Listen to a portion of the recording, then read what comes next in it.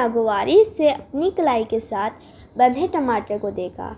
پچھلے 3 دنوں سے امی جان نے یہ ٹماٹر اس کی کلائی کے ساتھ باندھ رکھا تھا۔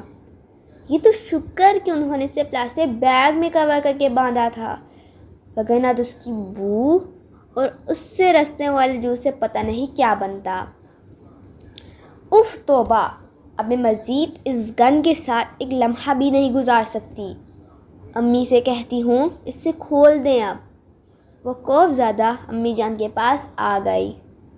یہ کون سی سرگرمی ہے؟ کیمسٹری کی ہے کیا؟ بس کریں، یہ کھول دیں اب۔ بدبو اور گلے ہوئے ٹماٹر کا پلاسٹک بیگ میں گھومتا پھرتا رس اور پھر اس کی جانب لپکنے والی مکھیاں۔ امی جی، یہ کیسی عجیب سرگرمی ہے۔ مہرین ایک ہی سانس میں سب احتجاج کر گئی، لیکن امی جان پر اس کے احتجاج کا قطعاً اثر نہ ہوا۔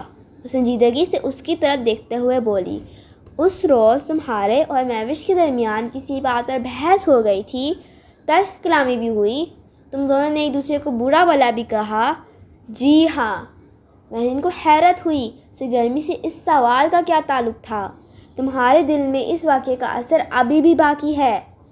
مہوش کے لیے دل صاف نہیں، اس کا کچھ بوڑھا ہو جائے یا تم خود ہی کسی طور اس سے نیچا دکھا سکو، تمہارے دل میں یہ خواہش پل رہی ہے۔ اف، امی مجھے کتنا سمجھتی ہیں۔ مہرین نے شرمندگی سے سر جھکایا۔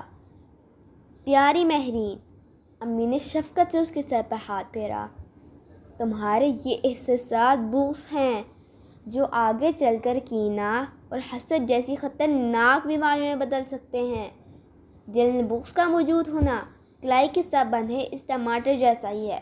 بغض والا دل بدبودار ہو جاتا ہے، بالکل گلے ہوئے ٹماٹر کی طرح۔ پیاری بیٹی، کہیں کچھ ناگوار ہو جائے تو معافی مانگنا اور معاف کرنا سیکھو۔ یہی ہمارے رسول خاتم النبیین حضرت محمد صلی اللہ علیہ وسلم کا حکم بھی ہے۔ لا تباغضوا، آپس میں بغض نہ رکھو۔ مہرین کچھ دیر یوں ہی سر جھکائے بیٹھی کلائی سے بندھے ٹماٹر کو گھورتی رہی، پھر سر اٹھا کر آہستگی سے بولی، جزاک اللہ خیر امی جان، آپ نے مجھے اتنی اچھی بات ایسے اچھی طریقے سے سمجھا دی، میں اسے زندگی بھر نہیں بھولوں گی۔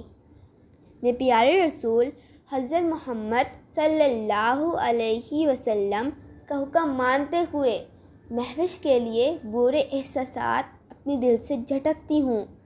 اللہ تعالیٰ مجھے اور مہوش دونوں کو معاف اور کامیاب فرمائے، آمین۔